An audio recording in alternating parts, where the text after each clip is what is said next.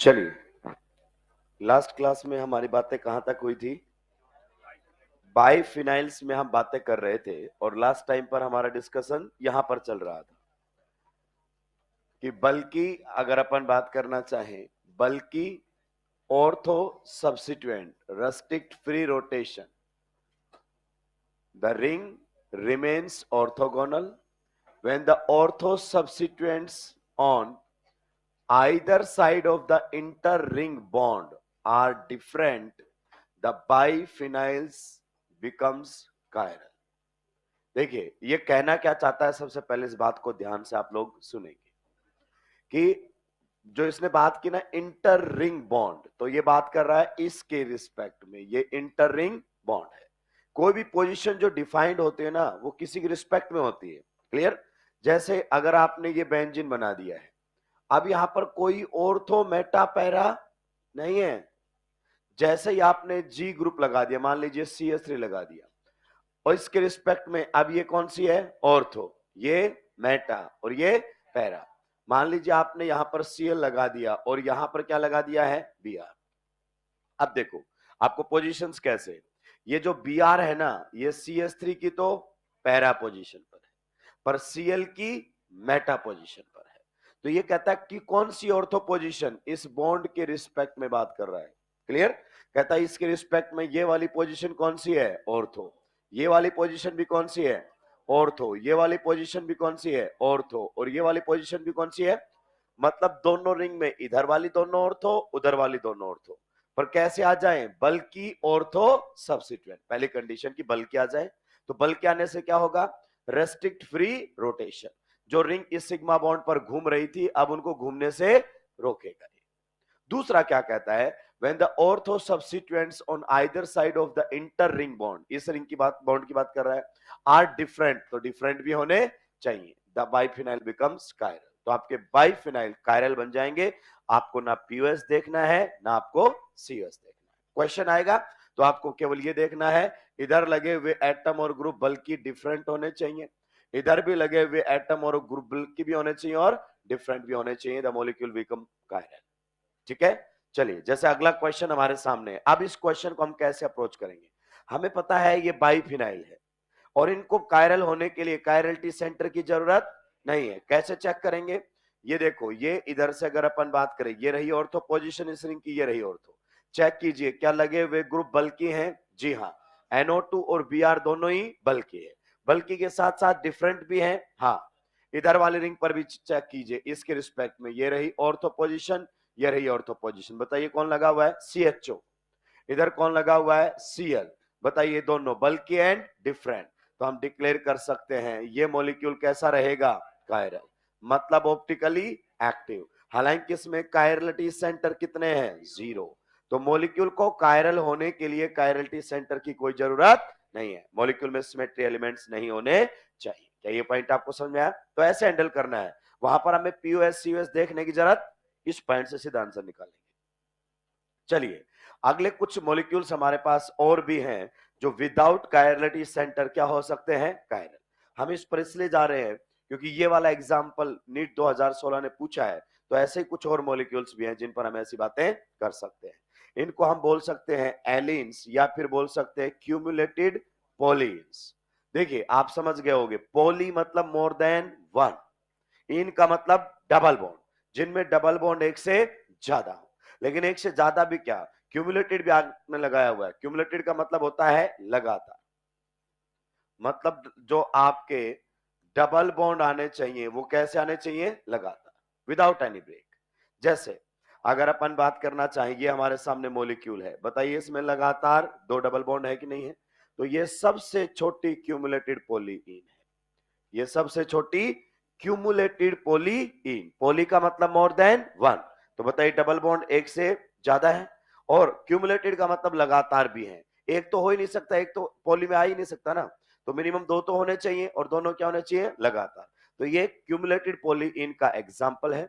अगर आप इसको लिखो तो इसके नाम में बताओ क्या आने वाला, कितने कार्बन रहेंगे इसके अंदर? 3। तो वर्ड रूट इसका क्या रहेगा? प्रो। पक्का? जी हाँ। डबल बॉन्ड 1 पोजीशन पर है, 2 पोजीशन पर है, 3 पोजीशन पर है। क्लियर? तो ये हमारे सामने रहेगा प्रोप से प्रोपा, 1,2 क्या रहने वाला है, डाईईन। इसी को ही इन जर्नल आप एलीन कह देते हैं। क्या कह देते हैं, एलीन।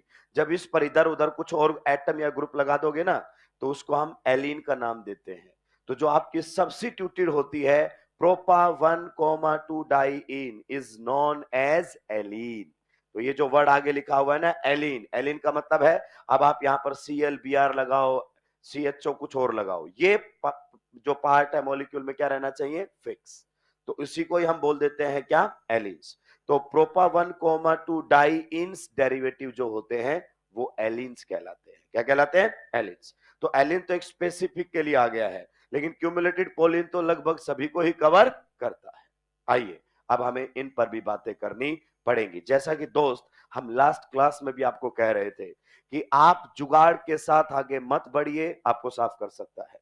हमारा जुगाड़ क्या होता है, जब भी हम मॉलिक्यूल की ज्योमेट्री पर बात करते हैं, सारे कार्बन sp2 है तो मॉलिक्यूल प्लेनर हो जाएगा, ऐसा कुछ भी नहीं है। ऐसा आपको लगता है, आपके मॉड्यूल के क्वेश्चंस में कहीं कहीं ये जुगाड़ काम करता होगा, ये यूनिवर्सल स्टेटमेंट्स नहीं है। जैसे हम इस मॉलिक्यूल की तरफ बात करना चाहते हैं, तो ये तो आपका पर्टिकुलर हो ही क्या गया है, बताइए।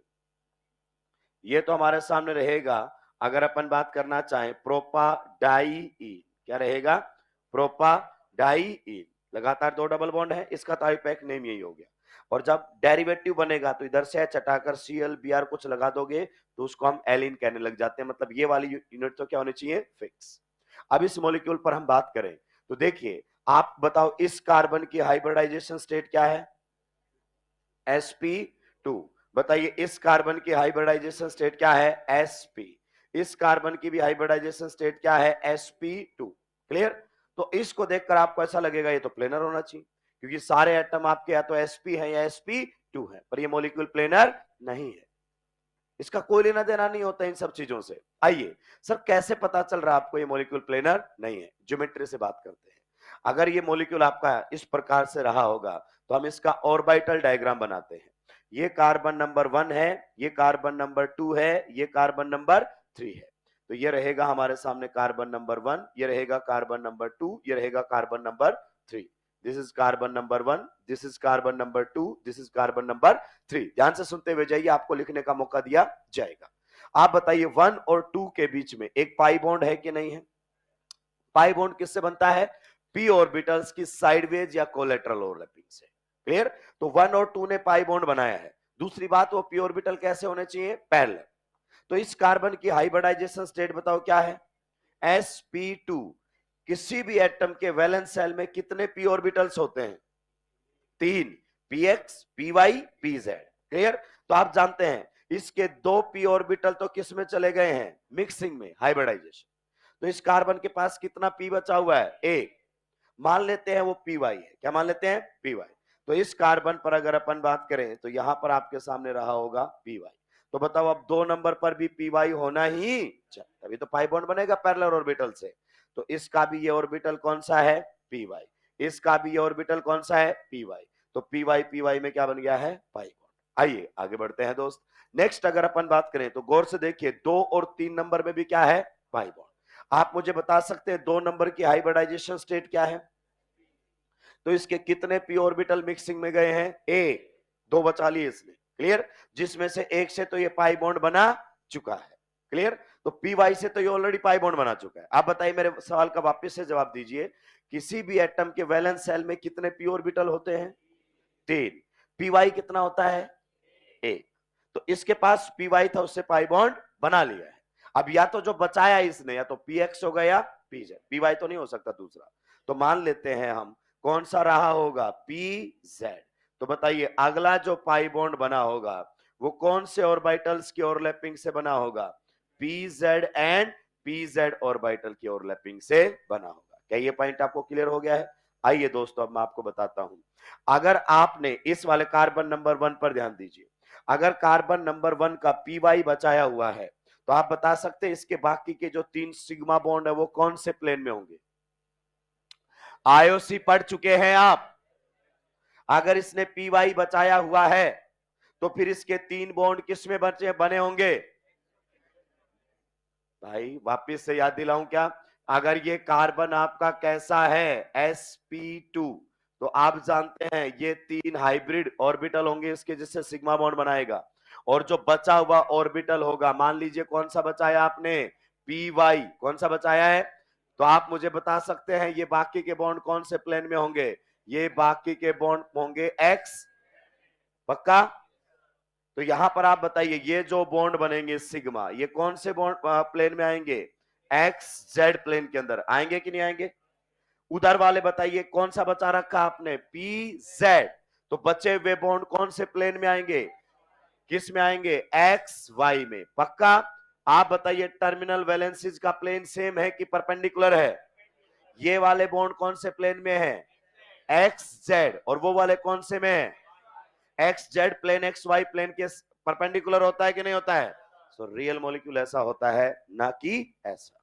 ये तो आपको दिखाया गया है, लेकिन रियल मॉलिक्यूल ऐसा नहीं है। आप जानिए ये वाले जो बॉन्ड आपके बने हुए हैं, ये वाले बॉन्ड सिग्मा कौन से प्लेन में बने हुए हैं आपके, एक्स वाई। अगर अपन इसको एक्स वाई में मान लेते हैं, या उधर से देखें तो इसको किस में मान लेते हैं, एक्स जेड प्लेन के अंदर है ये तीनों बॉन्ड। और उधर वाले में अगर अपन बात करना चाहें तो बताइए फिर ये वाले जो बॉन्ड बने हुए हैं ये कौन से प्लेन में बने हुए हैं दोस्त, जल्दी से बता दीजिए, किस में बने हुए हैं, एक्स वाई। और आप सभी जानते हैं कि एक्स वाई और एक्स जेड प्लेन एक दूसरे के परपेंडिकुलर होता है, तो मॉलिक्यूल प्लेनर हो ही नहीं सकता, बल्कि सारे एटम तो आपके कार्बन sp2 या sp है। तो आज के बाद ऐसी बकवास करना बंद करें। आपने पहले भी किया ऐसी बकवास जब नीट 2016 के क्वेश्चन को बाइफिनाइल्स में कोप्लेनर ढूंढ रहे थे। क्या एक्सप्लेनेशन देते हो, कार्य कार्बन sp2 है। ये कौन सी बात हुई, ये लो आपका सारे कार्बन sp2 sp है, still the molecule is non planar.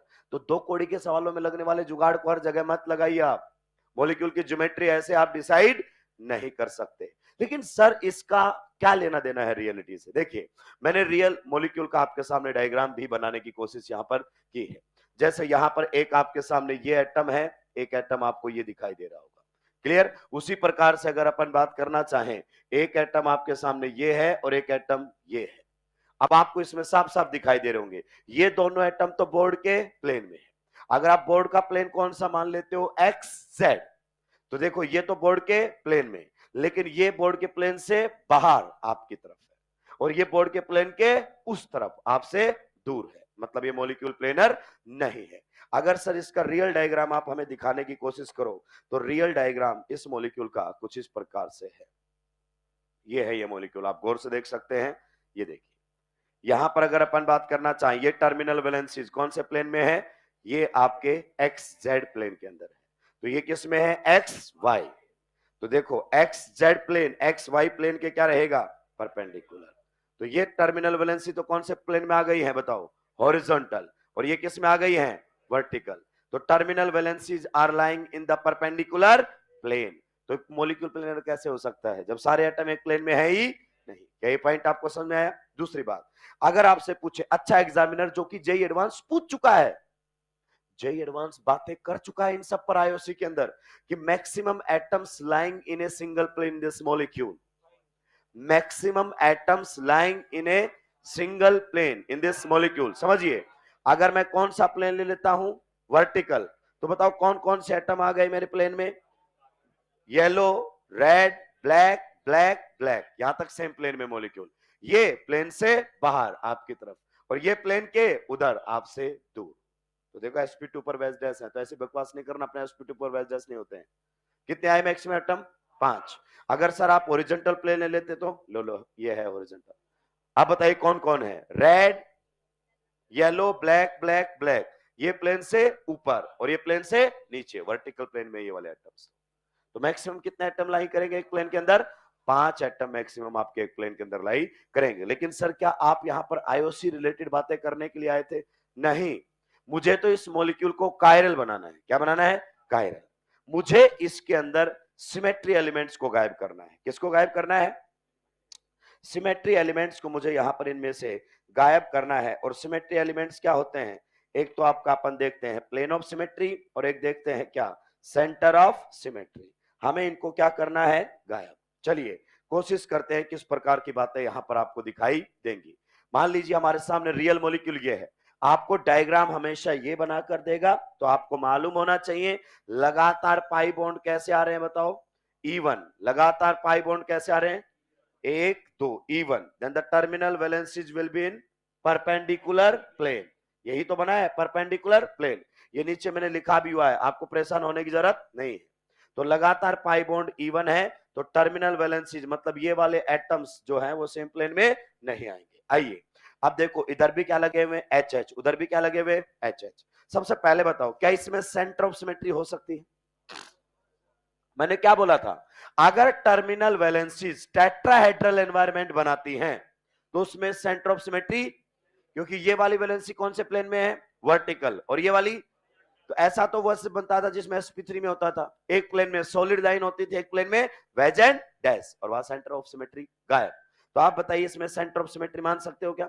अगर आप सेंटर मानो भी गए तो बताइए कहां पर मानोगे, बिल्कुल बीच वाला एटम।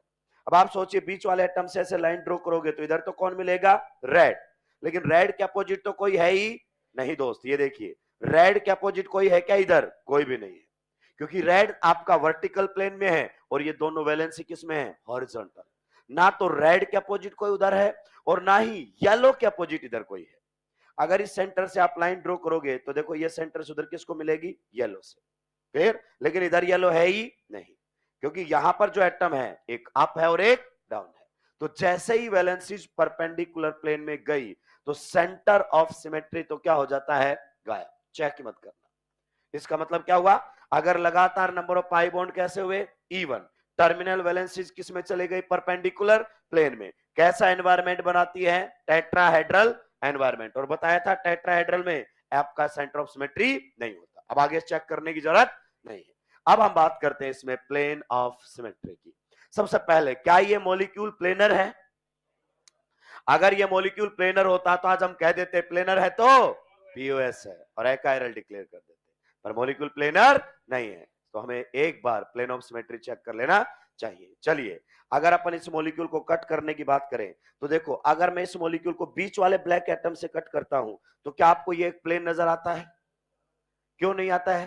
देखिए अगर ये से कट करता हूं तो रेड के सामने कुछ है ही, क्योंकि ये वाले एटम तो आपके किस में है, हॉरिजॉन्टल में, और ये किस में है, आगे बात समझ में? तो रेड के सामने रेड आया ही नहीं, तो ये तो प्लेन ऑफ सिमेट्री नहीं है। चलिए तो फिर अपन वर्टिकल प्लेन लेकर चलते हैं। कौन सा प्लेन लेकर चलते हैं? ध्यान दीजिए तीनों ब्लैक एटम हॉरिजॉन्टल में भी आएंगे और वर्टिकल, ये तो कॉमन रहते हैं, ये जाते हैं प्लेन से बाहर। अगर मैं वर्टिकल प्लेन लेता हूं, कौन सा प्लेन लेता हूं, वर्टिकल, तो बताइए वर्टिकल प्लेन कौन कौन से एटम के थ्रू पास होगा? रेड, दोनों बराबर हिस्सों में कटेंगे, ब्लैक ब्लैक ब्लैक कटेगा, येलो नहीं कटेंगे। लेकिन आप देखो येलो के सामने येलो, तो अगर आपने वर्टिकल प्लेन लिया तो आप बताओ कौन कौन से एटम्स को बाइसेक्ट करेगा? रेड ब्लैक ब्लैक ब्लैक, इनकी तो टेंशन लेनी, और जो नहीं कटे वो एक दूसरे की mirror image. Yes, it contains a plane of symmetry. तो आप कह सकते हो सर इस मॉलिक्यूल के अंदर क्या है, पीओएस। अगर एक भी मिल गया तो मॉलिक्यूल एकाइरल है। हालांकि इस मॉलिक्यूल में हॉरिजॉन्टल प्लेन भी है। अगर हम कैसे कट करने की कोशिश करें, हॉरिजॉन्टली, तो बताओ कौन कौन से एटम कटेंगे, दोनों येलो, ब्लैक ब्लैक ब्लैक, और बिल्कुल बीच से निकल जाएगा यहां से। तो आप बताओ रेड के ऊपर रेड, तो ये मिरर इमेज दिखाई देंगे और बाकी पूरा मॉलिक्यूल बाइसेक्ट हो जाएगा। लेकिन कितने तो हमें ढूंढ नहीं, तो इस मॉलिक्यूल में है plane of symmetry, hence the molecule is declared as achiral. Molecule को हमने क्या डिक्लेयर कर दिया है, एकाइरल। मैंने पॉइंट लिख भी दिया है, थोड़ी देर बाद आप लिखेंगे। In case of cumulated polyenes containing even number of pi bonds, जब मैंने यहां पर वर्ड लिख दिया ना क्यूमुलेटेड, मतलब वो पाई बॉन्ड कैसे आएंगे, लगातार, ठीक है, containing even number of pi bonds, the terminal valencies lies in perpendicular planes, यानी कि forms a tetrahedral environment. Tetrahedral में दो वी बनती है, एक सॉलिड और एक वेज डैश। आइए आगे बढ़ते हैं अगले क्वेश्चन की तरफ। अब आपने क्या सोचा कि अगर मान लीजिए ये दोनों ऐसे हॉरिजॉन्टल प्लेन लेता, कौन सा प्लेन लेता, हॉरिजॉन्टल प्लेन में लेता, लेकिन अगर ये दोनों क्या हो जाते अलग, तो ये प्लेन ऑफ सिमेट्री नहीं आता, हॉरिजॉन्टल से नहीं कटता। तो इस हॉरिजॉन्टल से इसलिए कट गया क्योंकि ये इधर दोनों लगे हुए क्या है, सेम। तो हम इनको अलग करने की कोशिश करते हैं। चलिए वन बाय वन हम इनके ऊपर बात करेंगे कि किस प्रकार से हम इनको सोच सकते हैं। अब देखिए मैंने क्या किया है, ये वाले एटम या ग्रुप लगा दिए।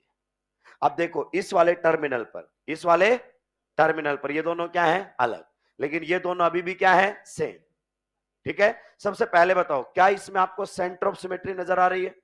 अब आप चेक कर रहे हैं तो आपने कुछ समझाई, इस सेंटर से ऊपर जाओगे तो ये लो, लेकिन इस सेंटर से नीचे कुछ भी, तो टेट्राहेड्रल एनवायरमेंट आते हैं, सेंटर ऑफ सिमेट्री गायब, प्लेन ऑफ सिमेट्री ढूंढिए। अगर मैं इस मॉलिक्यूल को कौन से प्लेन से कट करता हूं, वर्टिकल, तो बताइए कौन कौन से एटम बाइसेक्ट होंगे, कौन कौन से एटम वर्टिकल प्लेन में आ रहे हैं, ये 5। तो वर्टिकल प्लेन में आ रहे हैं तो पांचों के पांचों कटेंगे। बताइए कौन कटेगा सबसे पहले, येलो रेड, उसके बाद ब्लैक ब्लैक ब्लैक, और प्लेन बीच से निकल जाएगा। ये दो एटम है जो नहीं होंगे बाइसेक्ट, और नहीं होंगे तो एक दूसरे की मिरर इमेज, प्लेन मिरर का काम करेगा कि नहीं करेगा? So this molecule contains a plane of symmetry. क्यों आ गया? क्योंकि ये दोनों क्या थे, सेम। अगर मैं हॉरिजॉन्टल प्लेन लू दोस्त, तो बताइए क्या हॉरिजॉन्टल प्लेन इनको दो बराबर हिस्सों में कट कर पाएगा? बताइए कौन कौन कटेंगे हॉरिजॉन्टल प्लेन से? दोनों येलो, तीनों ब्लैक, और ऐसे बीच से निकलेगा, ऊपर येलो नीचे, तो ये तो प्लेन ऑफ सिमेट्री नहीं हो सकता। क्लियर? ये तो नहीं है, लेकिन कौन सा आ गया, वर्टिकल। इसका मतलब ये दोनों सेम होने की वजह से गड़बड़ हो रहा है, हमें इन दोनों को भी क्या करना पड़ेगा, अलग। चलिए हम इन दोनों को भी क्या कर देते हैं, अलग कर देते हैं, और देखते हैं किस प्रकार से ये हमारे सामने रहेगा। आगे बात समझ में? चलिए इस प्रकार से आप लोगों के सामने मॉलिक्यूल है, ज्योमेट्री को थोड़ा देखिए प्लीज। आप इसमें सेंटर ऑफ सिमेट्री ना ढूंढे, रेड के अपोजिट रेड नहीं है, रेड एंड रेड 180 पर नहीं, परपेंडिकुलर प्लेन्स में है। ये रेड वाला कौन से प्लेन में है, हॉरिजॉन्टल, और ये रेड वाला वर्टिकल। परपेंडिकुलर प्लेन में जाता ही सेंटर ऑफ सिमेट्री नहीं आ सकता। ठीक है, चेक कर सकते हो आप, यहां से इस सेंटर से जब नीचे आओगे तो कौन मिलेगा, रेड, लेकिन इस सेंटर से आप डालो ऊपर की तरफ कोई है ही, तो सेंटर ऑफ सिमेट्री गायब है। अब ढूंढना है plane of symmetry. Plane of symmetry की अगर अपन बात करें, अगर मैं कौन सा प्लेन लेता हूं दोस्त, वर्टिकल, बताइए कौन कौन कटेंगे, येलो रेड ब्लैक ब्लैक कटेंगे, और प्लेन मेरा बिल्कुल बीच से निकलेगा। अब बताओ जो नहीं कटे क्या वो एक दूसरे की मिरर इमेज है? रेड के सामने कौन है, येलो, तो वर्टिकल प्लेन इस मॉलिक्यूल को दो बराबर हिस्सों में कट नहीं कर पा रहा। एक मिनट सर, हॉरिजॉन्टल और देख लो। चलिए अगर मैं हॉरिजॉन्टल प्लेन लेता हूं तो आप बताइए कौन कौन से एटम हॉरिजॉन्टल प्लेन में आ रहे हैं? तो ये रहा आपका हॉरिजॉन्टल प्लेन, ये सारे एटम किस में है, हॉरिजॉन्टल, एक्सेप्ट दो एटम्स को। तो बताइए कौन कौन से एटम कटेंगे? तो आपके रेड येलो तीनों ब्लैक, और ये प्लेन यहां से गुजरेगा ऐसे हॉरिजॉन्टल। ऊपर कौन है, येलो, नीचे कौन है, तो जो नहीं कटे क्या वो एक दूसरे की मिरर इमेज है? नहीं, तो ये प्लेन ऑफ सिमेट्री भी नहीं है। तो सर ऐसे कट करके देखो, ऐसे कट करोगे तो येलो के अपोजिट कुछ है ही, इसका मतलब इस मॉलिक्यूल के अंदर सेंटर ऑफ सिमेट्री क्या है, गायब है। इस मॉलिक्यूल के अंदर सेंटर ऑफ सिमेट्री क्या है, गायब। तो यहां पर अगर अपन बात करना चाहें, अगर आपने कुछ इस तरीके का मॉलिक्यूल बना दिया है, हम पहले इधर आ जाते हैं, कुछ इस तरीके का मॉलिक्यूल बना दिया है, इसमें बताओ सबसे पहले प्लेन ऑफ सिमेट्री आएगा कि नहीं आएगा? लगातार नंबर ऑफ पाई बॉन्ड कैसे हैं, ऑड है या इवन है? पक्का? इधर दोनों सेम आते ही, एक भी साइड सेम आते ही, बताओ सबसे पहले सेंटर ऑफ सिमेट्री नहीं है, प्लेन ऑफ सिमेट्री है। मॉलिक्यूल ऐसे लिख कर देगा, तुझे मॉलिक्यूल को ऐसे विजुलाइज करना पड़ेगा। आप बता सकते हो कौन सा प्लेन आने वाला है इसके अंदर, कौन सा, वर्टिकल। ये तो सारे कट जाएंगे, जो अलग है वो तो कट ही गए, और यहां सीएल के सामने सीएल। आइए इसमें अगर अपन बात करना चाहें, लगातार नंबर ऑफ पाई बॉन्ड कैसे हैं बताओ, लगातार नंबर ऑफ पाई बॉन्ड कैसे हैं, इवन। बताइए terminal valencies will be in, terminal valencies will be in perpendicular plane. तो रियल मॉलिक्यूल ऐसा है, आपको 2D में ऐसा लिख के देगा, लेकिन सर उसको ऐसा लिखना चाहिए ना, ऐसा लिखेगा तो बता नहीं देगा थर्ड आंसर सही है। यही तो ज्योमेट्री का ही तो खेल है मॉलिक्यूल के अंदर, क्योंकि कुछ बच्चे प्लेनर मार के पीओएस मान लेंगे इसके अंदर, और मॉलिक्यूल प्लेनर है नहीं। तो आप बताइए, इधर भी दोनों अलग, उधर भी दोनों, आप बताइए प्लेन ऑफ सिमेट्री आ सकता है क्या? ये तो ये केस है सर। अगर इस मॉलिक्यूल को आप ऑब्जर्व करोगे तो ये वाला केस आप लोगों के सामने बना हुआ है। बताइए यहां पर कौन है, ये Cl, यहां पर कौन है, ये Br, यहां पर कौन है, ये Cl, यहां पर कौन है, ये Br। इधर भी दोनों अलग, उधर भी दोनों अलग, तो आपका सेंटर ऑफ सिमेट्री होता नहीं है, प्लेन ऑफ सिमेट्री आएगा नहीं। क्लियर? तो आप इस सवाल के बारे में कुछ बताइए। सबसे पहले मुझे बताइए इसमें कितने कायरलिटी सेंटर है? कार्बन sp2 sp sp2 हो नहीं, हेलोजन्स होते नहीं है। क्लियर? तो कायरलिटी सेंटर कितना है? 0। बताइए क्या मॉलिक्यूल के अंदर सेंटर ऑफ सिमेट्री है? नहीं है। बताइए क्या मॉलिक्यूल के अंदर प्लेन ऑफ सिमेट्री है? नहीं है। बताइए मॉलिक्यूल कायरल या अकायरल, ऑप्टिकली एक्टिव या इनएक्टिव? तो क्या मॉलिक्यूल को कायरल होने के लिए उसमें कायरलिटी सेंटर होना जरूरी है? विदाउट कायरलिटी सेंटर मॉलिक्यूल कैसा है? कायरल। बिकॉज पीओएस सीओएस नहीं है तो हमने मान लिया एओएस भी, और मॉलिक्यूल कैसा हो गया दोस्त? कायरल। क्या ये पॉइंट आपको समझ आया? चलिए, तो मैंने यही लिखा है, जबरदस्त point. In case of cumulated polyenes containing, अच्छा वो तो ऊपर वाला पॉइंट है, नीचे अब A1 वाला जो है आगे लिखा होगा। अब देखो एक और बात कर लेते हैं, ओड लेते हैं। क्या लेते हैं? ओड। बताइए यहां पर भी आपकी एक क्यूमुलेटेड पॉलीइन है कि नहीं है? पक्का? लगातार नंबर ऑफ पाई बॉन्ड कैसे हैं इस बार? ऑड। ऑड में आपको खोपड़ा खराब करने की जरूरत ही नहीं, हम odd number of pi bonds लगा रहे हैं, और मॉलिक्यूल में दोनों साइड अलग भी रख लोगे तो भी कोई फर्क पड़ने वाला नहीं है। जैसे अगर अपन बात करें, हमने कुछ इस प्रकार से रखा हुआ है, ये देखिए कॉन्टिन्यूसली अगर अपन चेक करेंगे तो नंबर ऑफ पाई बॉन्ड्स आप चेक कर सकते हैं कितने हैं। Number of pi bonds continuously check कर सकते हैं कितने हैं? 1 2 3। पक्का? और लगातार number of pi bond odd, odd आता ही टर्मिनल वैलेंसीज बाय डिफॉल्ट किस में चली जाएंगी? Same plane. समझ रहे हो क्या कह रहा हूं? मतलब मॉलिक्यूल क्या बन जाएगा? प्लेनर। और प्लेनर है तो सोचना ही नहीं है दोस्त। तो अगर आप इस मॉलिक्यूल को वर्टिकल प्लेन में मानते हो, मैं आपको कह रहा था बार बार कि जिस प्लेन में आएगा वही प्लेन कट कर देगा उसको, तो आप इस पूरे मॉलिक्यूल को कौन से प्लेन में अज्यूम करोगे? वर्टिकल। ऐसे देखोगे तो कौन सा प्लेन इसको बाइसेक्ट कर रहा होगा? वर्टिकल। सारे एटम बाइसेक्ट होंगे। अगर आपने इस मॉलिक्यूल को ऐसे मान लिया है तो ये किस में हो जाएगा? हॉरिजॉन्टल प्लेन के अंदर। तो हॉरिजॉन्टल प्लेन ही इसको बाइसेक्ट कर देगा। इसका मतलब इस मॉलिक्यूल में प्लेन ऑफ सिमेट्री है। लेकिन सर आप उस ऑर्बिटल डायग्राम से समझाइए। चलिए हम ऑर्बिटल डायग्राम से इस पर बात कर लेते हैं। ये कार्बन नंबर 1, ये कार्बन नंबर 2, ये कार्बन नंबर 3, ये कार्बन नंबर 4। हाइब्रिडाइजेशन बताओ? sp2। हाइब्रिडाइजेशन बताओ? sp। हाइब्रिडाइजेशन बताओ? sp। हाइब्रिडाइजेशन बताओ? sp2। किधर की साइड से बॉन्ड बनाना शुरू करें? 1 की साइड से। तो सबसे पहले हम कौन से बॉन्ड बना लेते हैं? सिग्मा। ये कार्बन नंबर 1, ये 2, ये 3 एंड ये 4। क्लियर? बताइए आपके कार्बन नंबर 1 और 2 में पाई बॉन्ड है कि नहीं है? मान लेते हैं पहला पाई बॉन्ड किससे बना देते हैं? पी वाई से। तो इसका भी पी ऑर्बिटल कौन सा इन्वॉल्व होगा? P y p y. ये लीजिए यहां पर भी पी वाई है, यहां पर भी पी वाई है। आप बताइए कार्बन नंबर आपके 2 और 3 में पाई बॉन्ड है कि नहीं है? आप बताओ 2 का कौन सा पी ऑर्बिटल इन्वॉल्व हो चुका है? P y. अब पी वाई इसके पास नहीं बचा है, तो बचा हुआ पाई बॉन्ड या तो पी एक्स से बनाएगा या पी जेड से। तो मान लेते हैं हम इसने किससे बनाया होगा? पी जेड से। पक्का? तो ये जो बॉन्ड है बने हैं किससे? पी जेड से। एंड अगर अपन बात करना चाहें पी जेड से। क्लियर? अब फिर से बताइए दोस्त मुझे, आपका कार्बन नंबर 3 और कार्बन नंबर 4 में आपका पाई बॉन्ड है कि नहीं है? तो बताइए कार्बन नंबर 3 अपना कौन सा ऑर्बिटल इस्तेमाल में ले चुका है? P Z. तो पी जेड से तो बनाएगा नहीं है, तो पी एक्स से या पी वाई से। अगर हम मान लें इसने भी किससे बनाया होगा? पी वाई से। तो आप बताइए ये बॉन्ड भी किससे बन गया? P y and p y से। अब बताओ इसकी जो वैलेंसीज आपकी बचेंगी कौन से प्लेन में आ जाएंगी? कौन से प्लेन में आ जाएंगे? अगर अपन बात करना चाहें, इधर हमारे सामने लगा हुआ है एफ, यहां पर लगा हुआ है एच, यहां पर हमारे सामने लगा हुआ है एफ, यहां पर हमारे सामने लगा हुआ है एच। बताइए अगर ये पी वाई है तो कौन सा प्लेन होगा? X Z. अगर ये पी वाई बचा हुआ है तो कौन सा प्लेन रहेगा? X Z. मतलब टर्मिनल वैलेंसी किस में आएंगी? सेम। और मॉलिक्यूल कैसा हो जाएगा? प्लेनर। और प्लेनर है तो पीओएस है। खत्म हो गया खेल इसका। तो इसका मतलब लगातार नंबर ऑफ पाई बॉन्ड कैसे आ जाते हैं? और इन केस ऑफ क्यूमुलेटेड, क्यूमुलेटेड का मतलब लगातार, पॉलीइन्स containing odd number of pi bonds, the terminal valencies lies in the same plane। मतलब कैसा एनवायरमेंट बनाएंगे? स्क्वायर प्लेनर एनवायरमेंट, एक ही के अंदर आ जाएंगे। आप इसको अच्छे से जानते हैं, टेट्राहेड्रल एनवायरमेंट और स्क्वायर प्लेनर एनवायरमेंट आपने एट लीस्ट जरूर सुना होगा कोऑर्डिनेशन कंपाउंड्स में। सुना है कि नहीं सुना है? तो ये आप लोगों के सामने है खेल।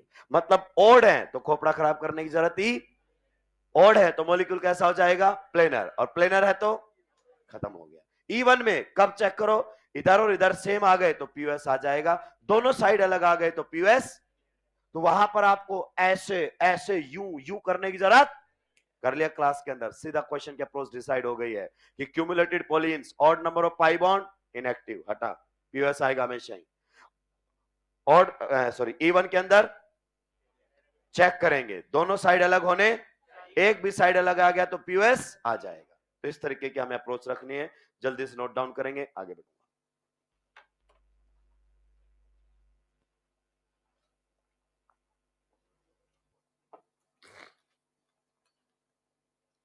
इनमें पाई बॉन्ड नहीं बनाए, तुमने साइक्लोहेक्सेन बना रखी हैं। बाइफिनाइल्स में सभी लोग पाई बॉन्ड बनाए, साइक्लोहेक्सेन बना बना के छोड़ रखे हैं। वापिस से चेक करो।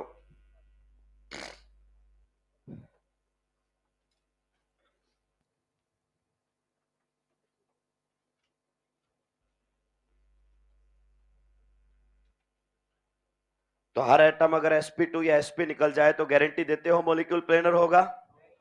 हो भी सकता है, और इवन वाले में तो नहीं निकला लेकिन ओड वाले में निकल गया। तो ये सब ट्रिक है, और 2016 ने इसी ट्रिक के ऊपर क्वेश्चन फ्रेमिंग की है। अच्छा एग्जामिनर हमेशा समेट देगा जुगाड़ को। जुगाड़, जुगाड़ का मतलब आपके मॉड्यूल और ईएलपी का क्वेश्चन, ये होते हैं जुगाड़।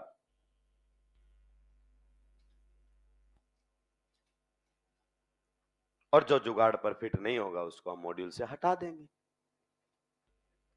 एक्सेप्शन क्यों? हटा ही दूंगे ना।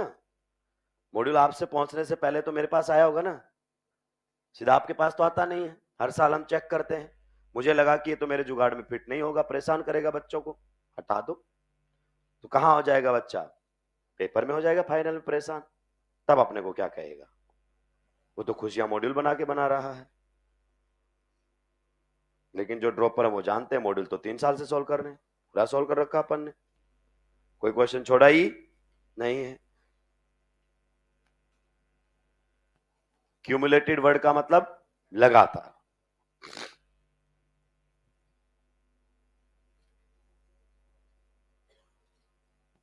क्या मॉलिक्यूल को कायरल होने के लिए उसमें कायरलिटी सेंटर होना जरूरी है? अब स्टेटमेंट्स आते हैं, a molecule can be chiral with chirality centre और विदाउट कायरलिटी सेंटर, सही है गलत? अपने आप भाई साहब स्टेटमेंट समझ में आने लगती है, रट नहीं सकते इनको आप।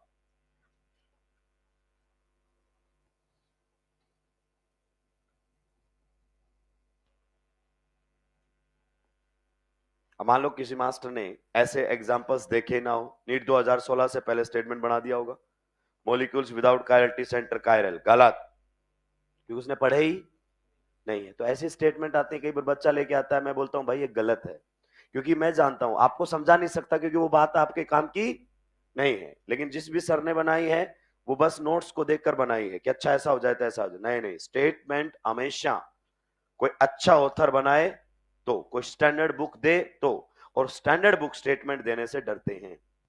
जितना भी अच्छा टीचर होता है वो फालतू की स्टेटमेंट नहीं देता, उसको मालूम है कि स्टेटमेंट कहीं ना कहीं जाके कंट्रोवर्सी में फंसेगी। तो जब भी आप पीवाईक्यू में देखते हो ना, बहुत सुलझी हुई स्टेटमेंट्स आती हैं, और हम अलग अलग बना देते हैं, अपने तरीके से असर्शन रीजन के आंसर ढूंढ लेते हैं कि ऐसा हो तो ये होगा और ऐसा हो तो वो होगा। कहीं नहीं लिखा है ऐसा कि असर्शन सही कर दें तो रीजन के एक्सप्लेन कर रहा है कि नहीं पढ़ रहा है, रीजन भले गलत हो असर्शन सही है कि नहीं है, ये सब होममेड है। इसलिए बढ़िया किया है नीट वाले ने, असर्शन रीजन की बजाय स्टेटमेंट 1 स्टेटमेंट 2 दिया है कि भाई करेक्ट एक्सप्लेन करता है नहीं करता है, इसमें बहुत डाउट आते हैं। तो स्टेटमेंट पूछो सही है गलत है, एक सही है, दोनों सही है, दोनों गलत हैं, इस तरीके के पूछो, बेटर रहेगा।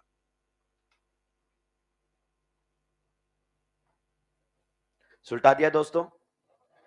In case of cumulated polyenes containing even number of pi bonds, the terminal valencies lies in the perpendicular planes, तो मॉलिक्यूल प्लेनर नहीं, सीधी सी बात है। आईओसी का क्वेश्चन बनेगा, पूछेगा इसमें how many atoms are lying in the same plane, या which of the following molecule is non planar. Normal बच्चा देखेगा sp2 sp sp2 प्लेनर और साफ। आ चुका है ऐसा क्वेश्चन इस बार, वो जो मैंने पेपर शेयर किया था, चेक करना आप, इसी क्यूमुलेटेड पॉलीन के ऊपर था उसका स्टीरियो का क्वेश्चन। इस मॉलिक्यूल की कोई प्लेनर कंफर्मेशन, क्योंकि आप जानते हैं यहां रोटेशन रेस्ट्रिक्टेड है, यहां रोटेशन एक ही बॉन्ड पर ये मॉलिक्यूल घूम सकता है, और वो कौन सा है, कार्बन हाइड्रोजन, बाकी घूम ही नहीं सकता, और उसके घूमने से कद्दू फर्क पड़ेगा नहीं, हमेशा मॉलिक्यूल एक ही प्लेन में आ जाएगा, मतलब अलग अलग कंफर्मेशन नहीं बना पाएगा।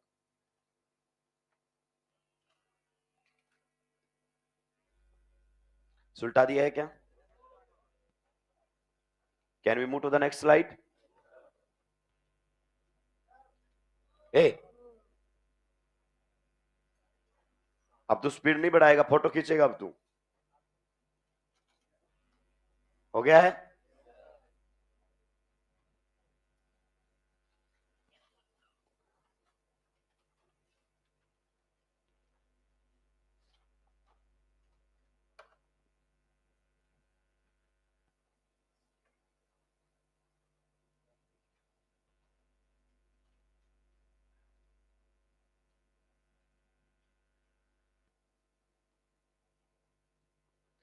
प्लेनर है तो पीओएस है।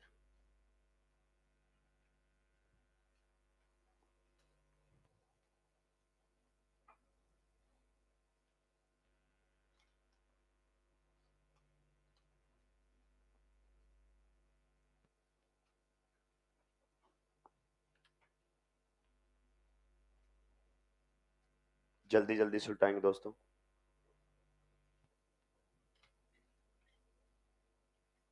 लगातार number of pi bond odd check करने की जरूरत थी, इवन तो फिर चेक करना पड़ेगा, दोनों साइड अलग, तब जाकर पीओएस गायब होगा, वरना पीओएस आता रहेगा। एक भी साइड अगर सेम हुए तो पीओएस आता रहेगा। जब क्वेश्चन आपके पास पेपर में आएगा तो आप पीओएस सीओएस अगर ढूंढ रहे हैं, यकीन मानिए वेस्ट ऑफ टाइम। रिजल्ट याद होना चाहिए कैसे हैंडल करना इन क्वेश्चंस को। डिफरेंट डिफरेंट एक्टिव, इधर डिफरेंट उधर सेम इनएक्टिव, खत्म। ऐसे होते हैं क्वेश्चंस। हम वहां पर क्लास वाली फील लाने की कोशिश कर रहे हैं, यू काटते हैं यू, इससे बढ़िया पेन रखो, 5 मिनट घूम के आ जाओ। टाइम ही वेस्ट करना है तो दूसरे तरीके ढूंढिए। जितना भी आपको समझना है, विजुलाइज करना है क्लास में। नीट का पेपर बोलता है घर से पढ़ के आ, इधर सीधा टिक लगा, पहले से मालूम होना चाहिए, सोचने की जरूरत नहीं है। बोलता है सोचेगा तो गलती करेगा, मालूम होना चाहिए।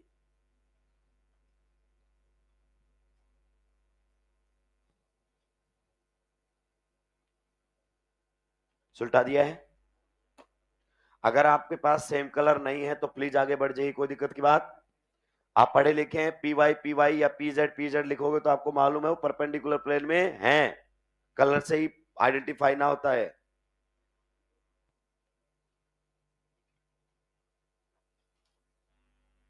तो मैंने इनके ज्योमेट्री इसलिए डिस्कस किए ताकि आप आईओसी के क्वेश्चंस में बातें कर सके, अदरवाइज ट्रिक से भी आंसर आ जाते और नीट में आया हुआ क्वेश्चन तो बन ही जाता। अब हमें इसमें पूछे maximum atoms lying in the same plane, बताओ इसमें सारे, पूरा मॉलिक्यूल सेम प्लेन के अंदर है। इसलिए मैं कह रहा था अगर मॉलिक्यूल प्लेनर है तो उसमें क्या आएगा, स्लाइस कट, सारे एटम कट जाएंगे दो हिस्सों में।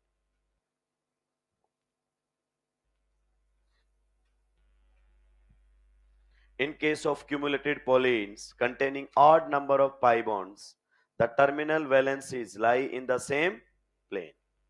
और वो सेम प्लेन कैसा एनवायरमेंट क्रिएट करके देंगे आपको, स्क्वायर प्लेन, हेंस वहां पर आ जाएगा आपका पीओएस। दो एग्जांपल आप लोगों के सामने, सुलटा दिया है क्या?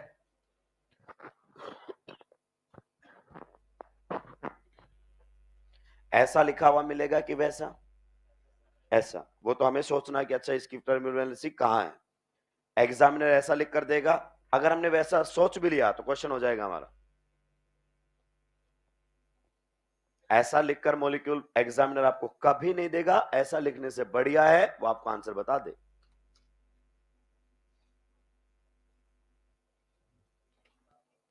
सुलटा दिया है क्या?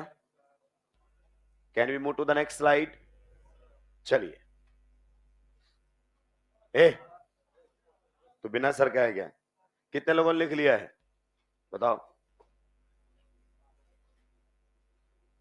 तुमको फिर अलग से ग्रेस मार्क्स चाहिए वहां पे कि सर हम तो स्लो लिखते हैं, थोड़े तो हमारी मदद कीजिए, पेपर लीक हम करवा नहीं पा रहे हैं और ग्रेस मार्क्स हमको मिल नहीं पाएंगे। लीजिए, जो बातें हम कर रहे थे वो बात मैंने यहां पर आपके सामने लिख दिया है। पहले भाई लिखी हुई बात को समझे, क्योंकि आपको इंग्लिश ढंग से समझ में नहीं आती, आप कुछ का मतलब कुछ निकाल लेते हो। क्लियर? सबसे पहले बताओ, लगातार नंबर ऑफ पाई बॉन्ड कैसे हैं? E1। तो टर्मिनल वैलेंसीज किस में रहेंगी? परपेंडिकुलर प्लेन में।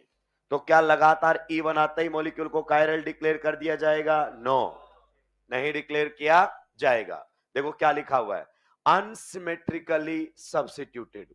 मैं जानबूझकर अलग अलग लैंग्वेज का इस्तेमाल करता हूं, कभी लिखता हूं डिफरेंटली सब्स्टिट्यूटेड, कई बार अनसिमेट्रिकली। इसका मतलब समझ रहे हो कि इधर और इधर लगे हुए एटम सेम नहीं होने। इसका मतलब समझ रहे हो, इधर और इधर लगे हुए एटम सेम नहीं होने, ये दोनों अलग होंगे, ये दोनों भी आपस में अलग होंगे।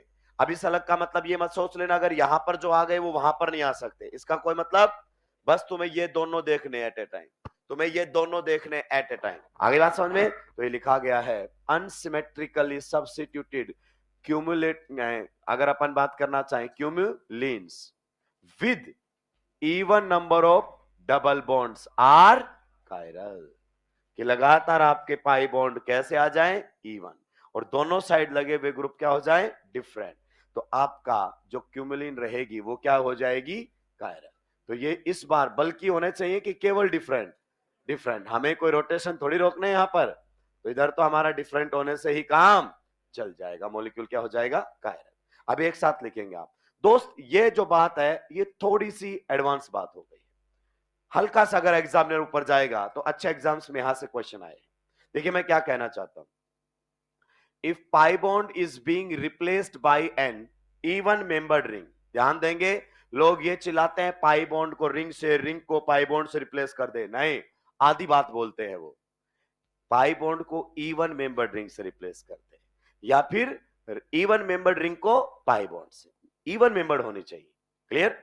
तो if pi bond is being replaced by an even membered ring, then there will be no change in the plane of terminal valencies। कहता है टर्मिनल वैलेंसी के प्लेन में कोई चेंज नहीं आएगा। आइए मैं इधर आपको कुछ समझाने की कोशिश करता हूं। मान लीजिए अगर अपन बात करें, ये कार्बन कार्बन के बीच में क्या है? Double bond. Can you tell me कि यहां पर आपकी टर्मिनल वैलेंसीज कैसी रहेंगी? कि अगर सर ये कौन से प्लेन में ले लिया आपने? वर्टिकल, तो बताइए ये कहां पर चली जाएंगी? आपकी हॉरिजॉन्टल। बस ये, आप बताइए अगर मुझे इसमें पीओएस गायब करना हो तो मैं क्या करूंगा? इधर भी दोनों अलग, उधर भी दोनों, हो जाएगा पीओएस गायब। ठीक है? तो ये कह रहा है कि ये देखिए, अगर अपन बात करना चाहें, एक आपके पास क्या है? डबल बॉन्ड, तो ये तो हो गया ये डबल बॉन्ड, और कहता है अगर इस डबल बॉन्ड को किससे रिप्लेस कर दिया जाए? एक इवन मेंबर्ड रिंग से रिप्लेस कर दिया जाए, तो कहता है कि आपकी जो टर्मिनल वैलेंसीज है उसमें कोई फर्क नहीं पड़ेगा। तो आपका दूसरा वाला पाई बॉन्ड एक रिंग से रिप्लेस हो गया है। बताइए रिंग कितने की है यहां पर? 6 की। क्लियर? तो यहां पर एक तो पाई बॉन्ड और एक कौन है? रिंग। तो कहता है ये जो टर्मिनल वैलेंसीज है ना, इस एटम पर लगी हुई और इस एटम पर लगी हुई के प्लेन में कोई फर्क नहीं है। कहता है इस मॉलिक्यूल को ऐसे देखो या इस मॉलिक्यूल को ऐसे देखो, आपको टर्मिनल वैलेंसीज में कोई फर्क नजर नहीं आएगा। दोस्त ध्यान से सुनना, मान यहां पर क्या लगाया उसने? बताइए, मिथाइल। तो इस प्रकार से लगा हुआ दिखेगा आपको मिथाइल। यहां पर कौन लगाया हुआ है? बताइए, इथाइल। तो इस प्रकार से लगा हुआ दिखेगा आपको इथाइल। क्लियर? आइए, इसमें यहां पर कौन लगाया हुआ है? वेज सॉरी सॉलिड आयन पर हाइड्रोजन, और यहां पर मिथाइल। आप मुझे इस मॉलिक्यूल के बारे में कमेंट करके बताओ, दिस मॉलिक्यूल इज कायरल और अकायरल? बताइए लगातार नंबर ऑफ पाई बॉन्ड कैसे हैं? इवन। पक्का? डिफरेंट? डिफरेंट। कहता है अगर इस पाई बॉन्ड की जगह, कौन से पाई बॉन्ड की जगह? इस वाले पाई बॉन्ड की जगह अगर मैं एक इवन मेंबर्ड रिंग लगा देता हूं, क्या लगा देता हूं, जो कि मैंने लगा दिया है, तो अब भी ये मिथाइल और एच किस में रहेंगे, परपेंडिकुलर प्लेन में। और आपको पता है ये परपेंडिकुलर प्लेन में आने की वजह से ही पीओएस गायब हो रहा है इसके अंदर। क्लियर? तो बोलता अगर ये मॉलिक्यूल कायरल है ना, तो अगर मैं इस रिंग को या इस पाई बॉन्ड को एक इवन मेंबर रिंग से रिप्लेस कर दूंगा तो ये मॉलिक्यूल भी क्या रहेगा, कायरल। आप बताइए इस मॉलिक्यूल के अंदर कायरलिटी सेंटर कितने हैं, 0, चेक कर लीजिए आप। ठीक है, सेंटर ऑफ सिमेट्री इसके अंदर नहीं होगा, प्लेन ऑफ सिमेट्री इसके अंदर नहीं होगा, लेकिन सर आपने तो विजुलाइज करवाया ही नहीं। मैं वहां से रिलेट करता हूं कि ये क्या थी, रिंग, तुरंत रिंग को हटाकर क्या लगा लो, पाई बॉन्ड। आप इसके बारे में तो अच्छे से जानते हो, जी हाँ, ये तो कायरल है सर, तो ये मॉलिक्यूल भी क्या होगा, कायरल। मान लीजिए आपके सामने ये मॉलिक्यूल दिया हुआ है, तो आप देखो एक तो क्या है, पाई बॉन्ड, और एक क्या है, रिंग। कितने की रिंग है दोस्त, 4 की। तो एक पाई बॉन्ड और एक रिंग लगातार आ रहे हैं, तो कहता है कि रिंग के आने से इसकी टर्मिनल वैलेंसी में कोई फर्क नहीं पड़ेगा। कितने की रिंग है, 4 की। तो कहता है रिंग की जगह पाई बॉन्ड बना लो, क्या बना लो, पाई बॉन्ड बना दिया हमने। बताओ इधर कौन लगा है, एच और एफ, तो यहां पर लगा देते हैं एच, यहां पर लगा देते हैं एफ। फिर आगे बताइए, फिर से क्या है, डबल बॉन्ड। बताइए यहां पर कौन लगा है, एम ई एंड एच। अगर मैं रियलिटी में बात करूं तो ये मिथाइल कहां पर होगा, वेज पर, तो हाइड्रोजन कहां होगा, डैश पर। आप इस वाले को छोड़ो, उस वाले पर कमेंट करो। लगातार नंबर ऑफ पाई बॉन्ड कैसे हैं दोस्त, इवन। लगातार number of pi bond even, terminal valencies are in different one perpendicular plane, अलग अलग, तो मॉलिक्यूल कैसा हो जाएगा, कायरल। कायरल का मतलब ऑप्टिकली एक्टिव। तो कहता है वो बनाने की जरूरत नहीं, इधर से देख लो, ये है पाई बॉन्ड और ये है रिंग, इधर देखो, यहां पर भी दोनों अलग, यहां पर भी दोनों अलग, तो ये मॉलिक्यूल भी आपका विदाउट कायरलिटी सेंटर क्या निकलेगा, कायरल। कहता है अगर इस मॉलिक्यूल में पीयूएस और सीयूएस नहीं है ना, तो इसकी ज्योमेट्री में और इसकी ज्योमेट्री में कोई फर्क नहीं है, टर्मिनल वैलेंसीज एग्जैक्टली सेम होती है। तो आप अगर एक पाई बॉन्ड को इवन मेंबर्ड रिंग से रिप्लेस कर देते हो, तो अगर वो पाई बॉन्ड के होते हुए कायरल था तो रिंग के होते हुए भी कायरल ही होगा। पर रिंग कैसी होनी चाहिए, इवन मेंबर्ड होनी चाहिए। ये थोड़ा सा और एडवांस लेवल पर हम गए हैं, हालांकि जाने के चांसेस एग्जामिनर के कम है, लेकिन अगर बहुत बेहतरीन लेवल पर गया तो ये क्वेश्चन हमें लीड दिला सकता है। लीड मतलब जो दूसरे नहीं कर पाएंगे और गलती से हमने कर दिया, तो एक अच्छा क्वेश्चन करने पर हमें अच्छी खासी लीड मिल सकती है। तो एग्जामिनर नीट 2016 ने जो क्रॉस किया था वो एक स्टेप आगे और आगे बढ़ाता है, तो वो यहां तक जा सकता है। तो नोट डाउन करेंगे इस पॉइंट से, हमें हमें इसमें पीओएस सीओएस ढूंढने की जरूरत नहीं।